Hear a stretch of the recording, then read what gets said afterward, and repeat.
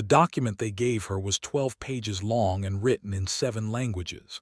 Marin Voss read it once, folded it in half, and put it in her coat pocket without signing it. That was 3 years ago. Nobody in the conclave ever mentioned that she hadn't signed it. She thought about that sometimes, about how much of what the galaxy assumed was settled had never actually been agreed to. How the stars had looked down at humanity and decided, with the clean confidence of civilizations 10,000 years older, that the matter was concluded. That the species with the short lifespans and the violent history and the unsettling habit of laughing at things that weren't funny had been quietly, diplomatically, and irrevocably defanged. She thought about it the morning the Vreth arrived, standing at the viewport of Conclave Station Meridian with her second coffee going cold in her hand and the emergency beacon already screaming somewhere in the lower decks. Not screaming like an alert, screaming like something that had never expected to have to scream. She didn't run. She finished the coffee first. That detail would later appear in 14 separate conclave intelligence reports, each one trying to interpret it differently. Not one of them got it right. The disarmament accords had been the conclave's proudest achievement in 4 centuries. 47 member species, 6 neutral observers, and 1 abstention, humanity, had ratified an agreement that reduced offensive weapons capability across the explored galaxy by 63%. The math was elegant. The ceremony had been beautiful. The Shorvani delegation had wept openly, which for a species whose emotional displays involved bioluminescent patches across their thoraxes meant the entire chamber briefly looked like it was on fire. Humanity's abstention had been interpreted as symbolic resistance, performative, the kind of thing a young species does to save face when they don't have a real choice. The conclave's chief negotiator, a Shorvani elder named Counselor Vel then, had described it in her private logs as adolescent posturing. She had been diplomatically kind about it. Most weren't. What nobody interpreted correctly, what nobody in the conclave's vast analytical apparatus had considered worth modeling, was that humanity hadn't abstained because they were angry. They had abstained because Marin Voss had read the document, understood exactly what it did and didn't say, and recognized that there was a third category the Accords had failed to account for. Not weapons, not peace. Something the conclave didn't have a word for yet. Marin had tried to explain it once, to a junior Shorvani attaché named Sel Rai who she'd taken a genuine liking to. They were sitting in the station cafeteria, which was one of Marin's favorite places because it smelled like burnt synthetic protein and recycled air, and reminded her of the ship she'd grown up on. "Imagine," she'd said, "that you pass a law against fire." Sel Rai had blinked her 4 secondary eyes in sequence, which Marin had learned meant polite attention. Combustion is a natural, not fire as a physical process, fire as a capability. You make it illegal to build a fire, to carry fire-starting equipment, to teach fire-starting methods. And the law works. 97% compliance. Everyone agrees it makes the world safer. She'd paused. What's the compliance rate of people who grew up believing fire was the only thing standing between them and dying in the cold? Sel Rai had filed a report about that conversation. Her superior had noted it as evidence that humanity was still emotionally processing the Accords. Grief-adjacent behavior. Expected. Manageable. Nobody had thought to ask what the answer to the question was. Marin had been 17 when the conclave made first contact with Earth. She remembered her mother pulling her out of school to watch the broadcast, and she remembered the particular quality of her mother's silence. Not wonder, not fear, but something more specific. The silence of a person doing fast arithmetic on consequences. Her mother had been a weapons engineer. By the time Marin was 23, that profession no longer existed in any legal sense. The Accords were still 3 years from ratification, but the shape of them was already clear, and the companies had begun dissolving their military divisions with the speed of people who didn't want to be the last ones holding the bag. Her mother had retrained as a structural analyst. She was good at it. She never talked about her previous work. Marin had gone into diplomacy, which her mother had called the same job with different tools. and which Marin had privately suspected was the point. She'd spent 6 years learning Shorvani linguistic structures, 4 learning the Drevathi gesture-based subtext system, 2 learning enough of the Krethian chemical communication to not accidentally declare war at a formal dinner.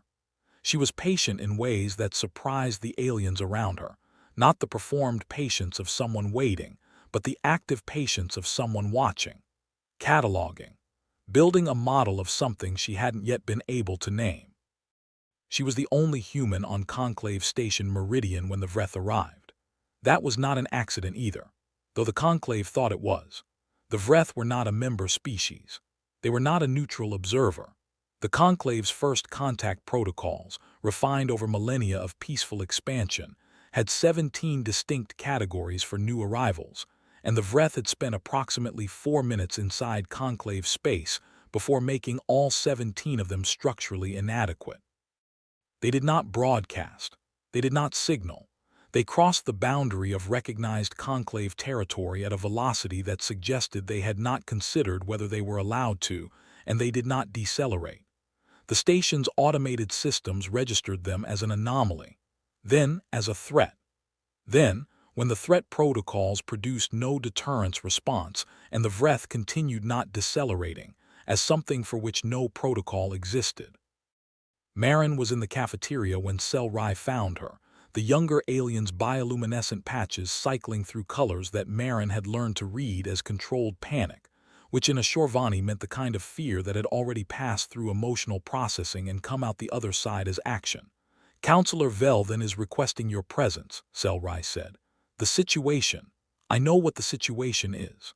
Marin picked up her cold coffee, then put it back down. "How many ships?" Selrai's patches flickered. 1. Marin stopped moving for exactly 1 second. Then she stood up, straightened her coat, and walked toward the command center. Selrai fell into step beside her, and for a moment the only sound was their footsteps on the composite floor. "1 ship," Marin said quietly, "and the entire station is screaming." "Yes." "What does the ship look like, Selrai?" Another pause, another flicker. "We don't know. Our visual systems can't. The hull configuration doesn't match any." She stopped, started again. "It looks like something that was built to survive things that weren't supposed to be survived." Marin nodded slowly. She was thinking about fire. Counselor Velthan was a creature who had been managing galactic crises for longer than humanity had possessed writing, and in that time she had developed a particular economy of expression. She communicated urgency through stillness rather than movement, which made the fact that her thorax patches were cycling at full visible spectrum the most alarming thing Marin had ever seen in a professional setting. Ambassador Voss. The honorific was technically incorrect. Marin held a diplomatic liaison position, not an ambassadorship, but Velthan used it in the way people use formal titles when they want to remind themselves that there are still forms, still structures, still something that holds. The Vreth vessel has not responded to 63 attempts at contact across every communication spectrum we possess. "What have they responded to?" Marin asked. A beat of silence. Velthan's patches shifted. "Nothing, as yet. But they've changed behavior. Another pause. In 4 centuries of leadership, Velthan had paused mid-sentence perhaps twice. "They decelerated. When our patrol vessels moved to intercept position, they decelerated and then held position." "How long ago?" 47 minutes. Marin looked at the display showing the Vreth vessel. It was large. It was not large in the way of warships, with their aggressive angularity and projected power. It was large in the way of something that had spent a very long time in very hostile conditions, and had grown the way organisms grow when survival is the only architectural principle. There were sections that looked repaired, sections that looked replaced. One entire quadrant of the hull that looked like it had been rebuilt from materials that didn't match the rest. She had seen something like that before. Not in alien ships, in Earth orbital platforms, specifically in the older ones, the ones that had been built before reliable supply chains, when the people who lived on them understood that everything that broke had to be fixed with what was there. "They stopped when your ships moved," Marin said, "not to threaten, to wait." "That is one interpretation. What's yours?" Velden's patches did something Marin had never seen before, a color she didn't have a name for, in the outer range of what Shorvani's skin could produce. That they recognized our vessels as military assets and paused to recalculate. And we do not know what they recalculated toward. The first Vreth communication came 17 hours later, and it was not sent to the Conclave. It was sent directly to Marin's personal terminal, in a communication format that had not been used in interstellar messaging for 6 years, a deprecated human protocol from the early days of off-world contact, before humanity had standardized to Conclave transmission architecture. The message contained no language. It contained a sensor reading. Specifically, an external scan of Conclave Station Meridian, highlighting in precise detail every location where defensive weapon systems had previously existed and had since been removed in compliance with the disarmament accords. Then, directly below it, a scan of the Vreth vessel highlighting systems that corresponded to the same defensive architecture. All of them were active. All of them were intact. Marin sat with that message for 11 minutes before she called Cell Rai. They knew, she said when Cell Rai answered. Before they crossed into Conclave space, they already knew what the Accords had done. Cell Rai's voice was very quiet. How is that possible? Because we're not the only species they've encountered. Marin looked at the image of the Vreth ship, at the mismatched hull plating, the evidence of damage that had been survived rather than prevented. And we're not the first ones to make the same mistake. She was already reaching for her coat. Behind her, the emergency beacon began screaming again. This time it didn't stop. What the Conclave knew about the Vreth, 3 hours into the crisis, was almost nothing. What the Conclave's intelligence apparatus began assembling over the next 6 hours was worse than nothing, because it was just enough information to be wrong in specific and consequential ways. The Vreth, based on the limited scans available, were large. Not grotesquely, not comically, just large in the functional way of something designed by pressure rather than elegance. Their ship showed evidence of both technological sophistication and repeated catastrophic damage. Their communication silence suggested either contempt for known languages or a communication apparatus that worked on principles the Conclave hadn't modeled. The Conclave's Intelligence Council met and concluded. The Vreth were an aggressive expansion-type species who had been at war with their neighbors and were now probing Conclave defenses in search of weakness. They noted the disarmed weapons signatures in their scan of the station. They noted the Vreth's own active weapons status. They concluded. The Vreth were preparing an assessment of military capability before deciding whether to attack. They began emergency protocols for diplomatic appeasement. Marin read their assessment. She did not say anything immediately. She thought about it for a long time, sitting in her quarters with the lights low, the way she always thought about things she wasn't sure she had the right answer to fully and without shortcuts. Then she went to see Counselor Velden. The Vreth aren't looking for weakness, she said. They're looking for something else. Ambassador Voss, when they scanned our station, they didn't scan our military posture. They scanned specifically for what used to be there. That's not threat assessment. That's, she stopped, tried to find the language. In our history, there are records of survivors of disasters reaching new territory and immediately checking whether the new place had the same dangers that destroyed the last one, not to assess whether they could win, to assess whether they were safe. Velden was very still. You believe the Vreth are? I think something has been hunting them, Marin said. I think they've been running for a long time. I think they came into Conclave space specifically because something about us read as potentially survivable. And I think when they scanned our station and found all our weapons gone, she paused. I think that terrified them. Velden's patches went to a color Marin hadn't seen before the crisis. She was seeing a lot of new colors lately. If your interpretation is correct, Velden said slowly, then the diplomatic appeasement protocols are communicating exactly the wrong thing, yes. Marin pulled her coat tighter. You're telling them you're soft, and soft is what got them here. This was the first time the Conclave acted on Marin's interpretation. It would not be the last, but the Conclave's implementation of Marin's insight was imperfect in a way that would take weeks to understand fully. They stopped the appeasement protocols. They moved the patrol vessels back to standard positions.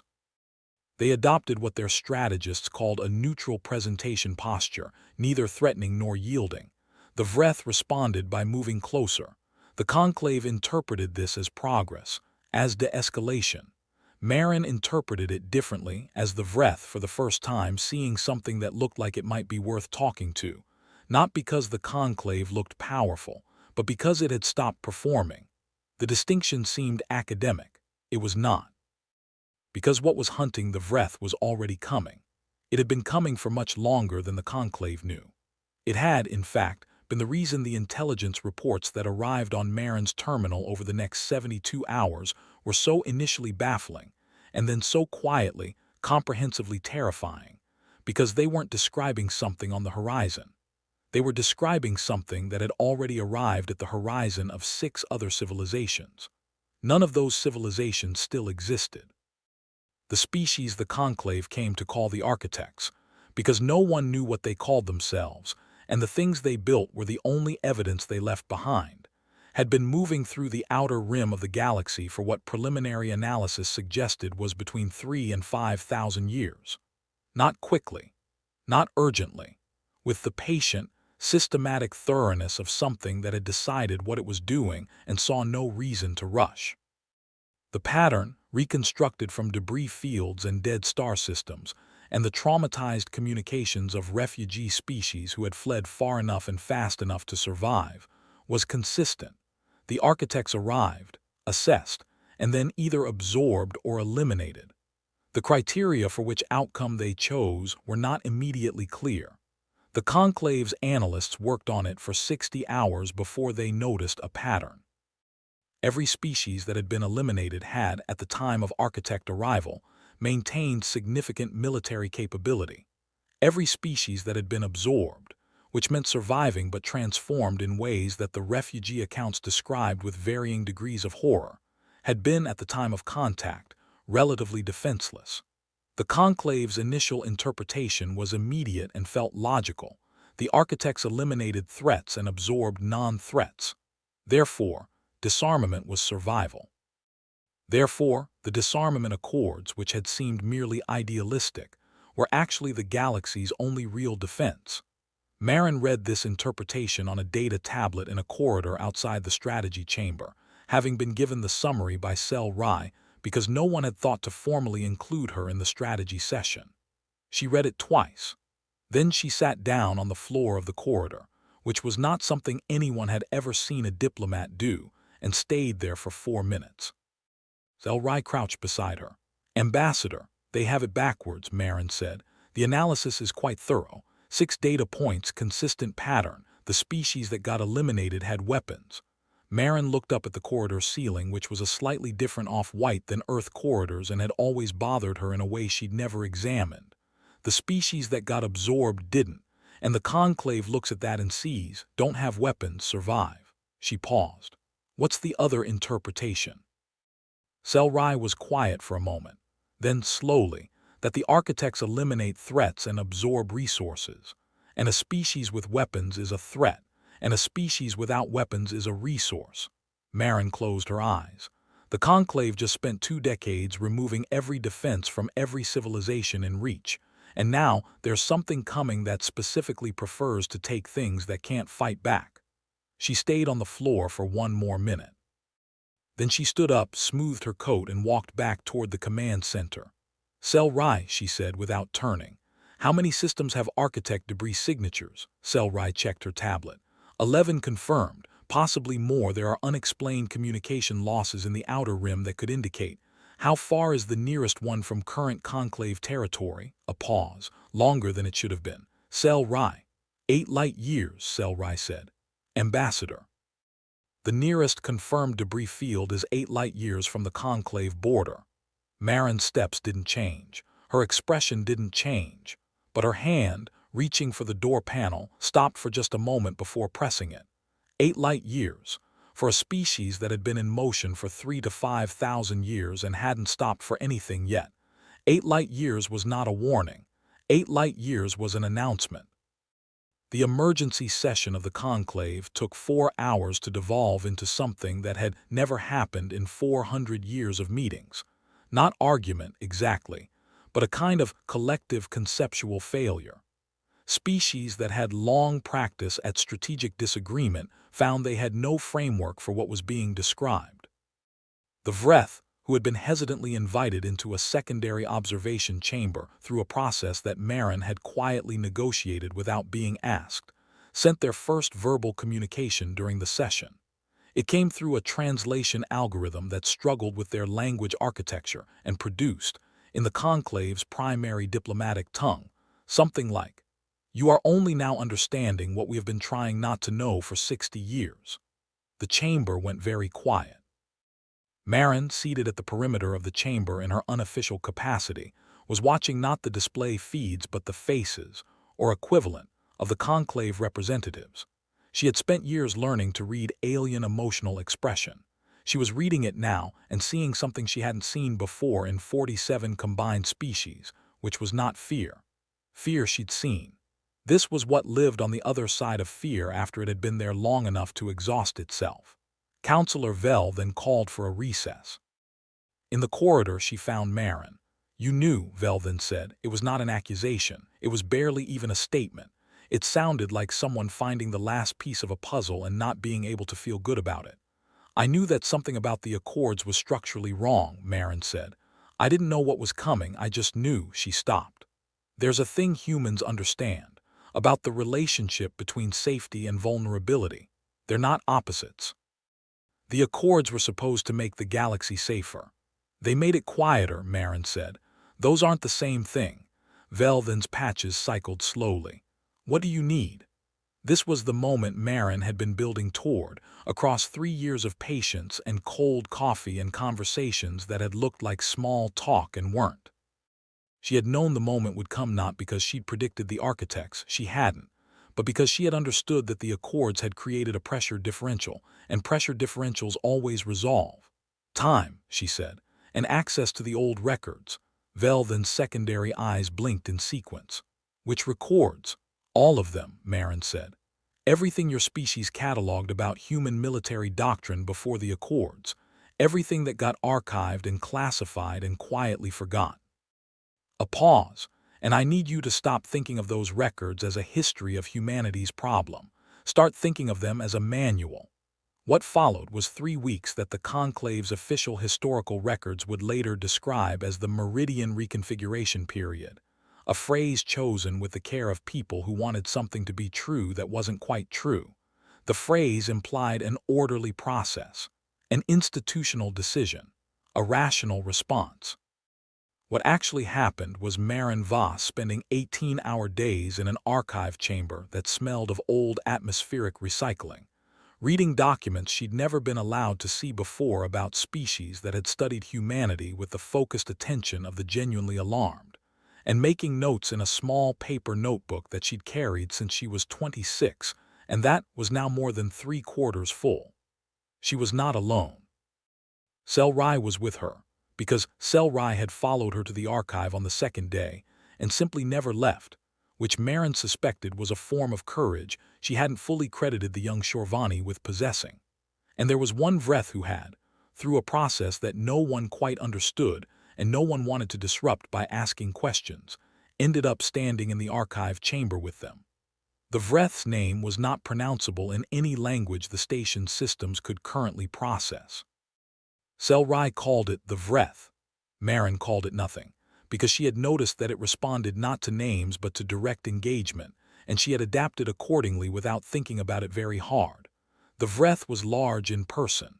Not frightening, exactly. Frightening implied that fear was the primary response, and Marin found that her primary response was something more complex, a kind of recognition she couldn't source.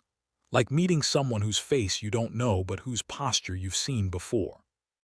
The Vreth had survived 60 years of architect pursuit. Its ship had been rebuilt 11 times in sections. It had lost. She was piecing this together from the translation algorithm's fragmentary output and from the Vreth's own incomplete communications, something like a homeworld, something like a civilization, something like a future. and it had not stopped moving. She thought about that a lot in the archive chamber, surrounded by records of humans doing the same thing in ways that had frightened the conclave enough to build diplomatic architecture specifically designed to prevent it. On the 9th day, she found what she was looking for. The document was classified at a level that technically required 3 counselor-level authorizations to access, and Vel then had given her all 3 access codes in the corridor outside the chamber, without asking what she was looking for, which told Marin that Vel then already suspected, and that the counselor had decided to stop protecting certain kinds of knowledge from the person who most needed it. The document was a conclave intelligence assessment, written 41 years ago, during the pre-accord negotiations. Its subject was human military doctrine, and it had been authored by a team of 12 analysts representing 8 species, and it was the single most thorough and most wrong document Marin had ever read. Not wrong in its facts. The facts were accurate. Every engagement catalogued, every tactical decision documented, every weapon system described with technical precision. Wrong in its interpretation. The document described human warfare as pathological, not strategically. Strategically, the analysts acknowledged humans were capable, but the underlying motivation structure was, in the assessment's clinical language, non-standard. Humans fought, the document concluded, not from calculation of advantage, but from something that did not map cleanly onto any rational survival framework. They continued past the point of calculated survival. They sustained losses that no rational species would accept. They motivated each other toward actions that, by any survivability metric, were illogical. The conclave had read this and concluded humanity was dangerous because it was irrational. The Concord had then spent enormous diplomatic capital to remove that irrational danger from the equation. Marin read the document slowly. She made notes. Then she sat very still for a long time. The Vreth was standing nearby, which she'd stopped noticing after the 3rd day. When she looked up, it was watching her with the particular quality of attention she'd come to associate with it, not surveillance but something more specific, like the attention of a student who has learned to identify the moment when someone else finally understands the subject. "They thought our problem was that we wouldn't stop," she said, "not to anyone in particular. What they didn't model was why." The Conclave Strategy Group, when Marin finally presented her analysis in a formal session, received it in stages of understanding that she could watch move through the room in real time. First, the architects targeted disarmed civilizations as resources and eliminated armed ones as threats. This the room absorbed with difficulty. Then, the disarmament accords had, over 2 decades, created the largest single collection of defenseless civilizations in the explored galaxy, simultaneously and in a legally bound framework that had reduced their individual capacity to respond. The room absorbed this with the particular silence of people watching a structure they built become something they didn't intend. Then, the human abstention from the accords had not been symbolic. It had not been posturing. Humanity had read the document, understood the 3rd category, and made a different decision. Not to preserve weapons, not to defy the conclave, but to preserve something that couldn't be written into a treaty or removed by diplomatic decree. The room sat with that for a moment. What did they preserve? One of the Dravathi representatives asked, a gesture phrase that the translation system rendered as a question, but that Marin recognized from years of study as something more urgent. "The knowledge of how to rebuild," she said, "after catastrophic loss, the institutional memory, the cultural transmission of how you take something destroyed down to its foundations and make it functional again." She looked around the room. "You can't confiscate that. You can't classify it. It lives in the way people teach their children and tell stories and design their emergency protocols.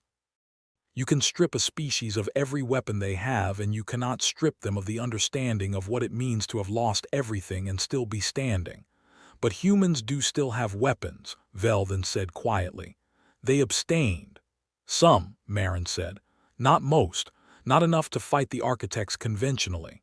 A pause. "That's not what I'm proposing."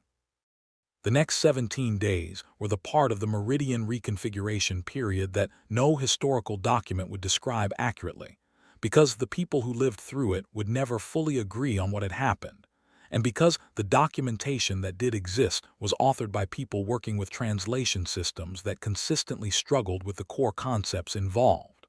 What happened, in the simplest possible terms, was this. Maren Voss spent 17 days teaching, not weapons manufacture. Not tactical doctrine, not strategic planning. Those things were present in the process, but they were not the subject.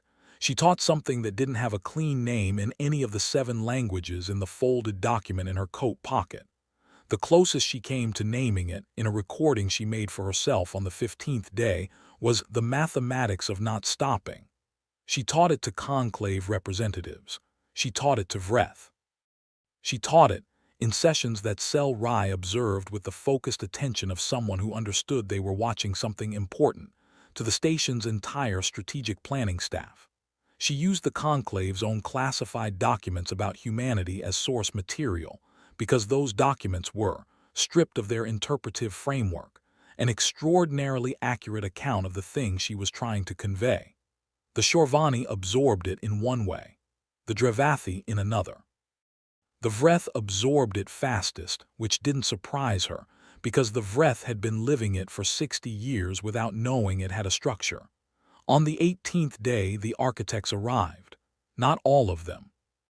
It would take the conclave's analysts many months to understand the full scope of architect organizational structure, but the entity that crossed into conclave space on the 18th day was what would later be categorized as a survey element, not a vanguard, not an attack force, but the functional equivalent of a single, very large, very patient organism sent to assess whether what it had found was worth the attention of the larger body following it. The survey element was larger than Conclave Station Meridian by a factor of approximately 3. It stopped at the conclave border. It did not broadcast, it scanned. The conclave had 47 species, 6 decades of combined diplomatic experience, and a station full of representatives who had spent 18 days being taught something they didn't have a word for yet. They did not perform. They did not appease. They did not display military force they didn't have. They let themselves be scanned, and the Vreth from their ship now docked at Meridian's secondary bay sent a signal, not to the architects, to the station. Marin's terminal translated it as, "Now they see what we saw, the question is what they decide it means." She sent back, "What did they decide about you?" A long pause, translation struggling. Then, that we were not large enough to matter, that we would stop. She understood. She typed her response slowly, making sure the translation algorithm had time to work. "Then let's show them what stops and what doesn't." There was no battle. That was the thing that would confuse the subsequent accounts more than anything else. The people who came later and tried to understand what had happened at Meridian kept looking for the battle, because in their frameworks, this was the kind of story that ended in a battle. What happened was an exchange. A very specific, very deliberate, very patient exchange. The architects scanned, and the conclave, under a coordination structure that Marin had spent 18 days building from the foundational logic of human emergency protocols and human institutional memory and human cultural transmission systems. Systems so old they predated space travel. Systems that had survived civilizational collapse after civilizational collapse and kept working anyway. The conclave responded.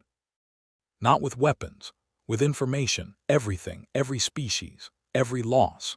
Every disaster survived, every civilization rebuilt from less than nothing, every record of every time a people had been reduced to a handful of survivors and had looked at the wreckage and begun, not because victory was assured but because stopping was not in the available options. The Vreth added their 60 years, every rebuilt ship section, every lost planet, every survivor account. The humans added everything that was in that classified intelligence document, every engagement, every sustained impossible loss, every decision made past the point where decision-making should have stopped. And then Marin added something not in any document, something she had been carrying in a paper notebook for a decade. She added the answer to the question she'd asked Sel Rai in the cafeteria. The compliance rate of people who believe fire is the only thing standing between them and dying in the cold. 0. It was 0, not because they were defiant, not because they were irrational, because fire wasn't a weapon to them, it was a memory.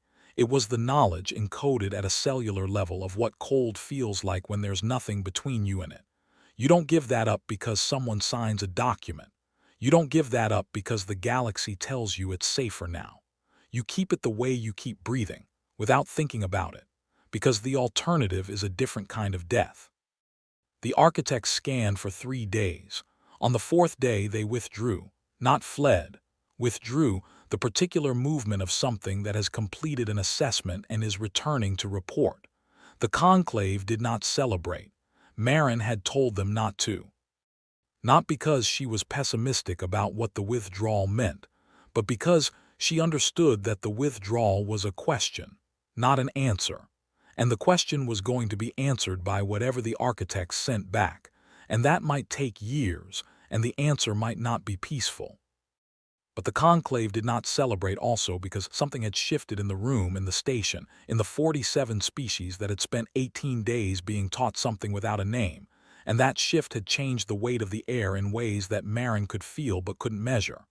Vel then found her at the viewport, same one as before, coffee cold again. She had a consistent relationship with cold coffee. You knew, Vel then said for the 2nd time, but it was a different kind of knowing this time. Not accusation, not wonder, something that hadn't been a category before and was now. I knew the Accords had removed something they didn't know they were removing, Marin said. I didn't know if it could be given back. She looked at the space where the architect's survey element had been, still faintly warm on the long-range sensors, residual energy signature, something that had been that large took time to stop being present. I still don't know if it can be given back, but humanity still had it. Humanity didn't sign. She turned from the viewport. And humans didn't keep it because we're special. We kept it because, she stopped, tried to find the honest version. Because we've lost too many times. You lose enough and survival stops being a strategy and starts being a reflex. And you can't treaty away a reflex. A pause. That's what the analysts got wrong. They thought we were irrational. We were just operating on a different timescale. Velden's patches moved through something slow and complex. And the architects, what did they see when they scanned? Marin thought about the classified document, about her notebook, about 60 years of Vreth survival, about the moment the architects had stopped scanning and after 3 days of silence moved away. I think they saw a conclave that didn't flinch, she said, and they went to decide if that was anomalous or indicative. She folded her hands into her coat pockets. Her fingers found the document she put there 3 years ago, still folded, still unsigned. They'll come back or they'll send something else, and when they do, we'll either have rebuilt what the Accords removed or we won't. Can we? Marin pulled the document out of her pocket, looked at it for a moment, the 12 pages, the 7 languages, the signatures of 47 species and the blank line where hers should have been. I don't know, she said honestly. The Vreth did it mostly out of necessity. We did it, she stopped again. We do it because we can't not, because there's a thing in human cognition that refuses to make permanent peace with permanent loss. We keep building, we keep modifying, we keep teaching the next generation what the last one survived. She looked at Vel then. It's not heroic, it's not special, it's just we don't have an off switch for it. We looked everywhere, it's not there. Vel then was quiet for a long time. Her patches settled into a color Marin had never seen before in 400 years of Shorvani documented emotional range. I spent 40 years building the Accords, Vel then said finally. I believed they made us safe. They made you quiet, Marin said, not unkindly. And now, Marin said, you know the difference. In the months that followed, things changed in ways that are difficult to record cleanly because they weren't institutional changes first.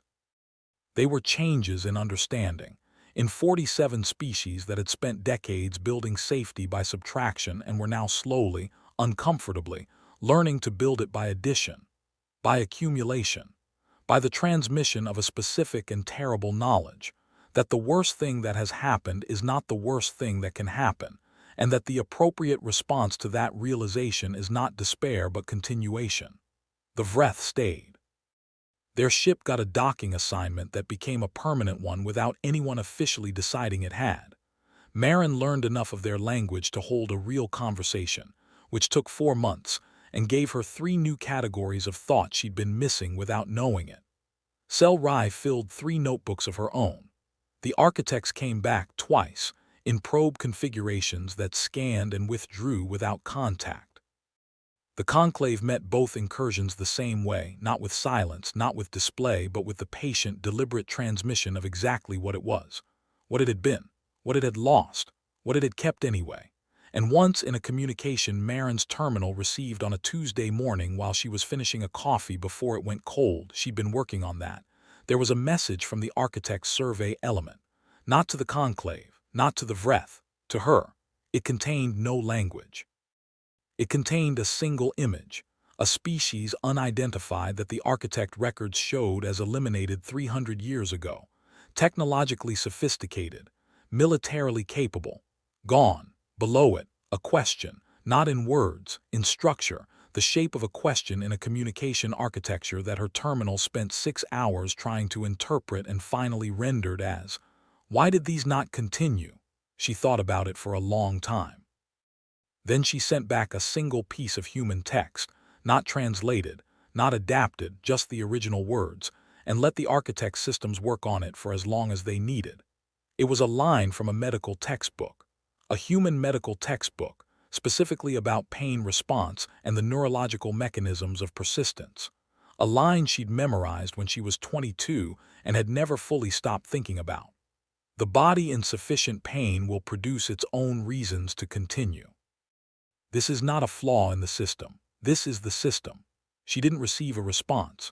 She hadn't expected one.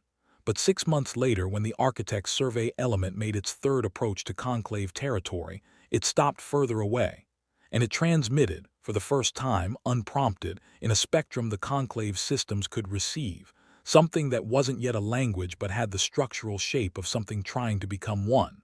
Marin Voss was at her terminal when it arrived. Sel Rai was there. The Vreth was there.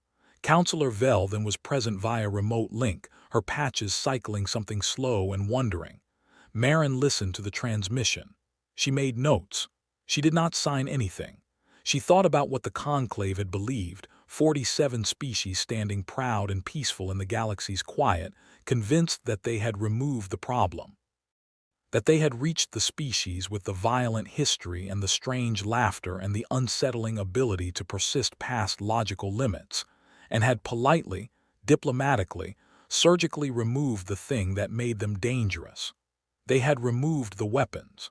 They had not understood that the weapons were not the thing. They had not understood that a species which had taught itself to rebuild from nothing, which had encoded that knowledge so deeply that it survived every treaty, every catastrophe, every extinction event it had ever almost undergone, was not dangerous because it had weapons. It was dangerous because it had memory, because it had pattern recognition for the sound of the cold coming, because it had, somewhere in its oldest institutional knowledge, the fire. And the stars had looked down at humanity and decided the matter was concluded. They had been so busy removing what they could see that they had never asked what they couldn't. The architects were still out there. The galaxy was still in the shape the Accords had made it. The conclave was still learning what it had forgotten. And Marin Voss was still at her terminal, reading a transmission from something older and stranger and more vast than anything humanity had ever faced, and she was taking notes, and she was not afraid in the way people expected her to be afraid, and she was not brave in the way stories made bravery sound. She was just continuing, which was, as it turned out, the thing the galaxy had never been able to model, and the thing that would never, in the end, allow itself to be taken away.